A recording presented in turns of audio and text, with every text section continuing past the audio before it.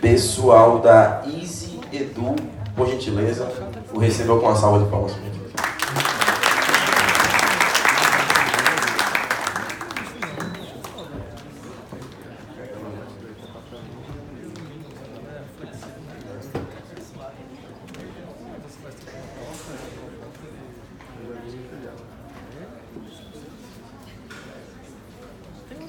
Que é meio de coisa pensada como fazer fabricar não conheço.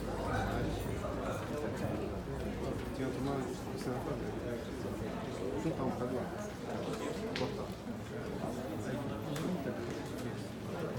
Beleza. Tá pronto aí, Heitor?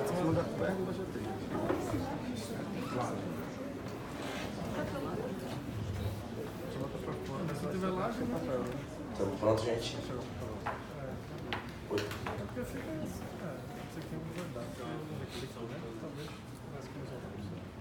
Quando você sentir a vontade, você pode começar.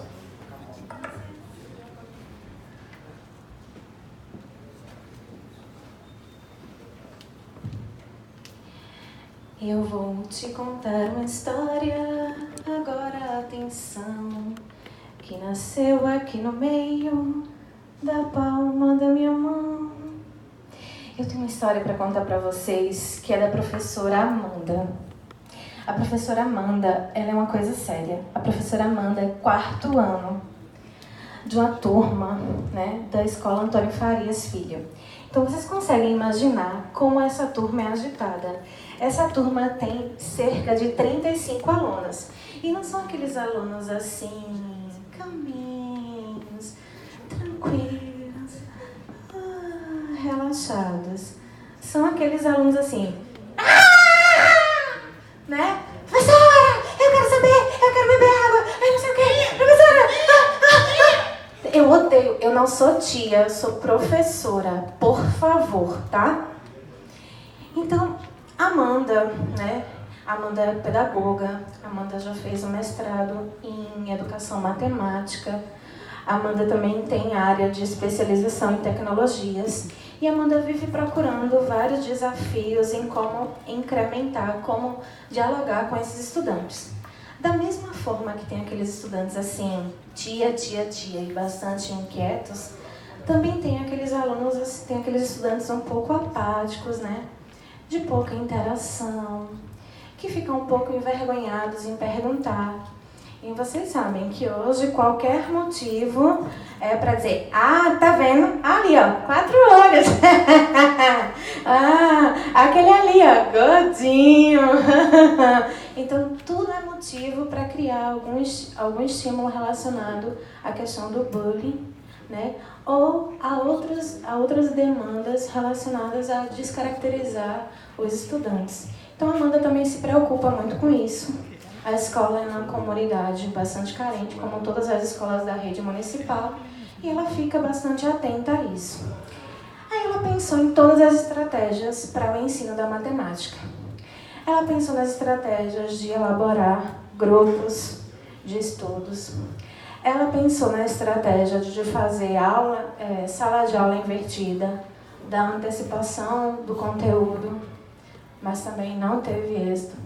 Ela pensou até, foi conversar com a professora na universidade, vamos fazer a rotação por estações com essa turma, vamos tentar fazer um experimento. Também não deu certo. Então a Amanda ficou, né, dias e dias pensando, qual seria a estratégia? Como é que ela poderia resolver essa situação? A Amanda vive num universo de quê?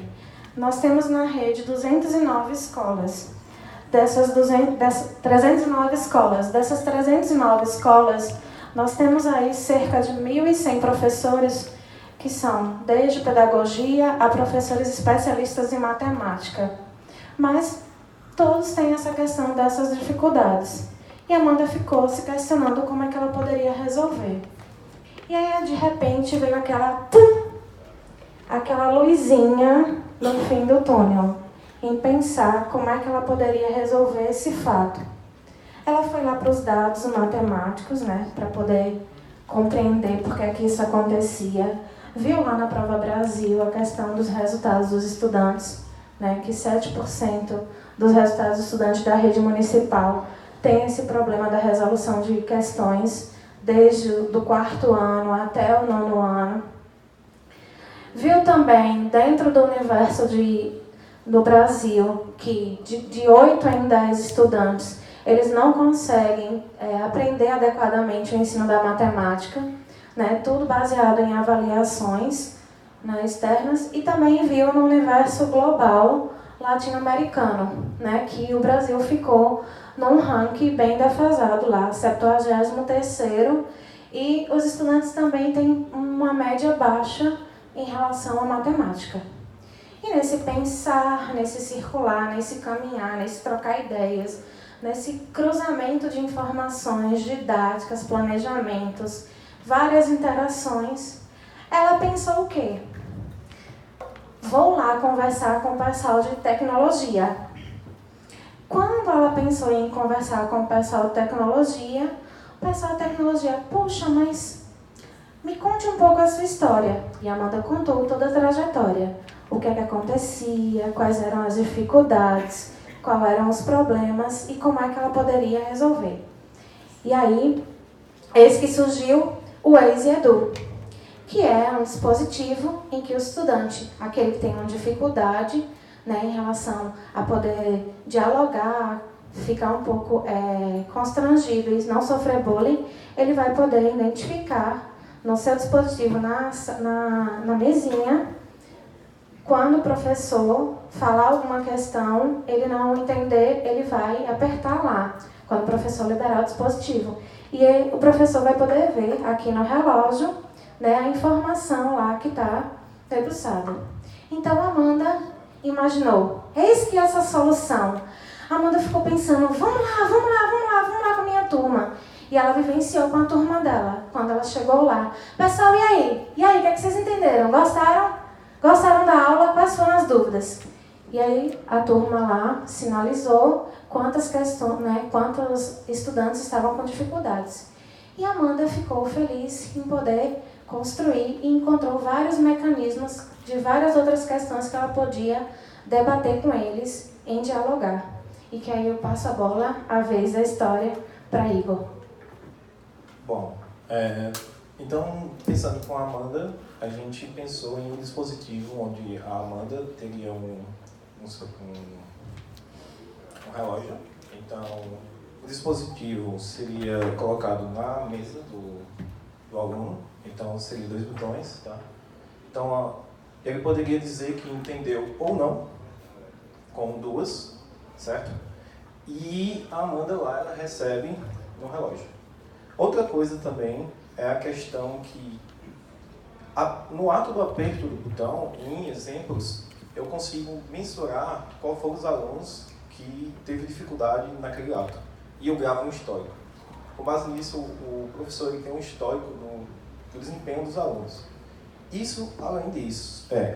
Além disso, existe um aplicativo onde o professor ele pode acompanhar a lista da chamada dos alunos, certo? Lembrando que os alunos não vão ser cadastrados na nossa plataforma, a gente integra junto com o diário online, que já é posto para o professor.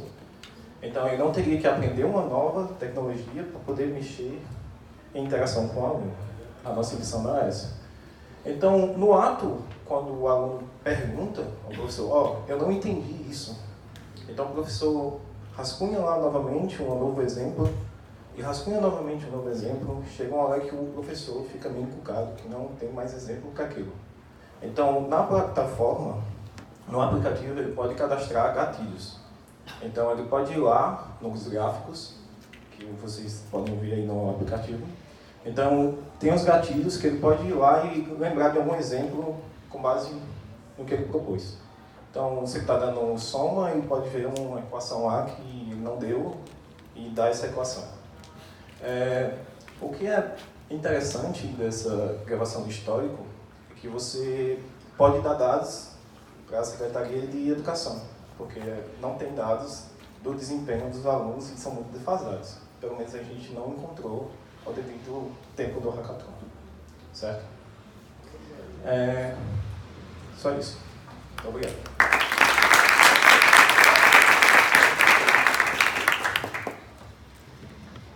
muito bom, muito bom. Tem alguém já pronto para tecer comentário? Parabéns, gente. Bem legal.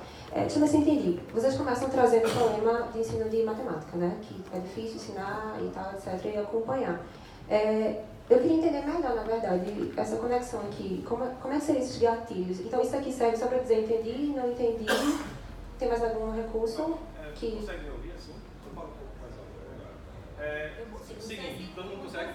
Pronto. É o seguinte, não sei se vocês já sentiram isso, mas na sala de aula, quando eu como aluno, eu tinha medo de levantar a mão porque a outra pessoa achava que eu ia ser burro, ou porque eu não entenderia e o pessoal ia ficar me xingando, porque, pô, tá atrapalhando a aula, não entendeu isso, não sabe ler não. Então, são essas coisas que a gente tenta diminuir simplesmente com 2 botões. Além de 2 botões, a gente tem histórico, você pode ter também o professor substituto, por exemplo, você tem o Pérez, e aí você tem o professor substituto, você pode ver o histórico daquele professor substituto da sala com base no ensino. Então, é como se fosse um Net Promote Score do próprio professor com o aluno.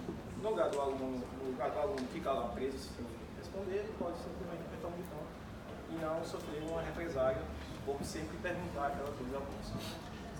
Muito legal assim, o projeto. 2 perguntas, basicamente. Assim, o que está funcionando, né, o que está implementado. Né?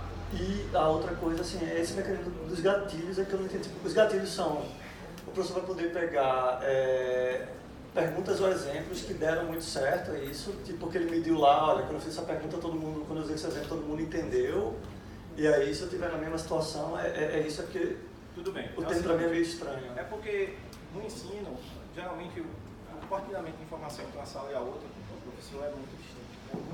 Cara, assim, a gente não vê isso. Então, o gatilho seria você mesmo, quando você faz o plano de aula, você tem uns parâmetros de exemplo.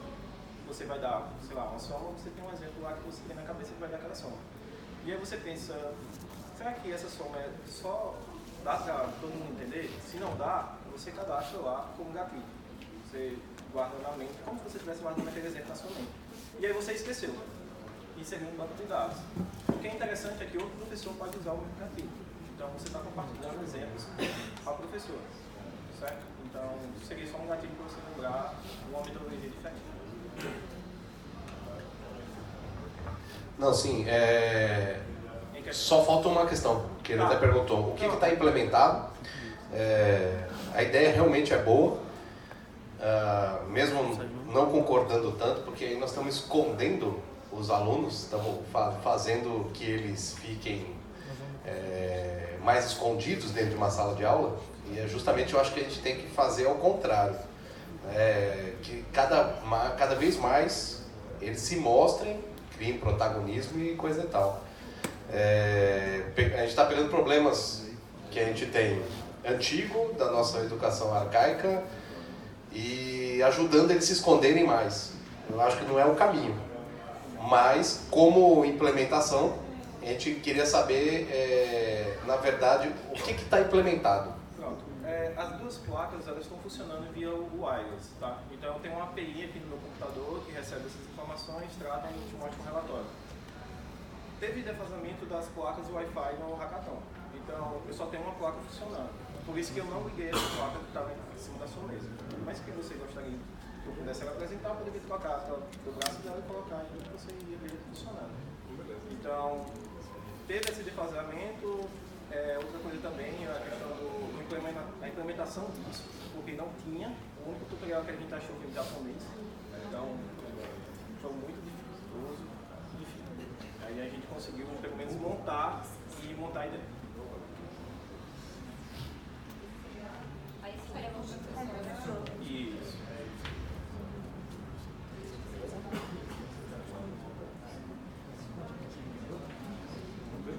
Valeu, obrigado.